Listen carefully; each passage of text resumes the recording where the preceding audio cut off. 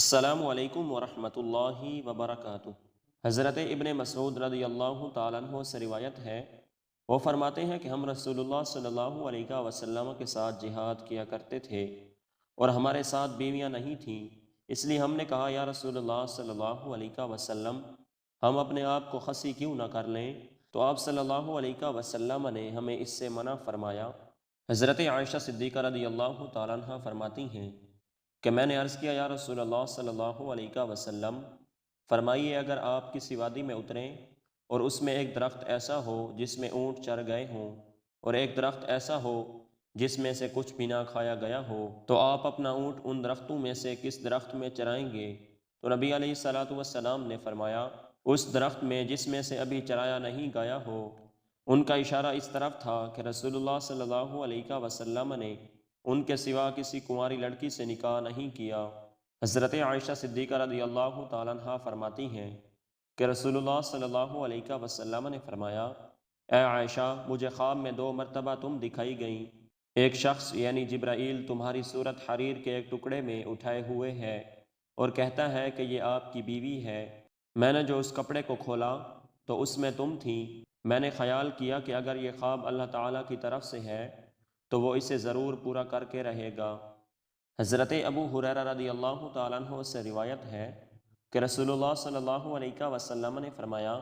کہ اونٹ پر سوار ہونے والی یعنی عرب عورتوں میں بہترین عورت قریش کی صالح عورت ہوتی ہے، جو اپنے بچے سے بہت زیادہ محبت کرنے والی اور اپنے شوہر کے مال اسباب میں اس کی بہت عمدہ نگہبان و نگران ثابت ہوتی ہے۔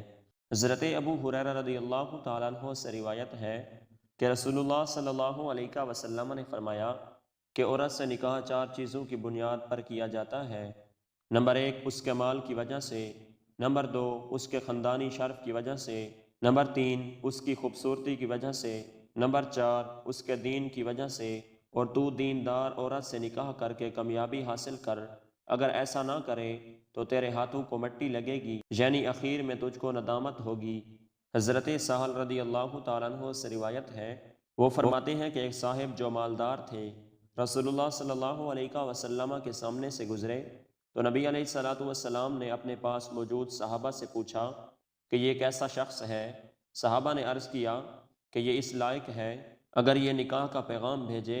تو اس سے نکاح کیا جائے، اگر کسی کی سفارش کرے تو اس کی سفارش قبول کی جائے، اگر کوئی بات کہے تو غور سے سنی جائے۔ سہل رضی اللہ تعالیٰ عنہ نے بیان کیا کہ نبی علیہ الصلوۃ والسلام اس پر چپ رہے، پھر ایک دوسرے صاحب گزرے جو مسلمانوں کے غریب اور محتاج لوگوں میں شمار کیے جاتے تھے۔ نبی علیہ الصلوۃ والسلام نے دریافت کیا کہ اس کے متعلق تمہارا کیا خیال ہے؟ صحابہ نے عرض کیا کہ یہ اس قابل ہے، اگر کسی کے یہاں نکاح کا پیغام بھیجے تو اس سے نکاح نہ کیا جائے، اگر کسی کی سفارش کرے تو اس کی سفارش قبول نہ کی جائے، اگر کوئی بات کہے تو اس کی بات نہ سنی جائے۔ تو آپ صلی اللہ علیہ وسلم نے اس پر فرمایا کہ یہ شخص اکیلا پہلے شخص کی طرح دنیا بھر سے بہتر ہے۔ حضرت عبداللہ بن عمر رضی اللہ تعالیٰ عنہما بیان کرتے ہیں کہ رسول اللہ صلی اللہ علیہ وسلم نے فرمایا کہ نحوست عورت میں، گھر میں اور گھوڑے میں ہو سکتی ہے، نحوست بے برکتی اگر ہو تو ان میں ہو سکتی ہے۔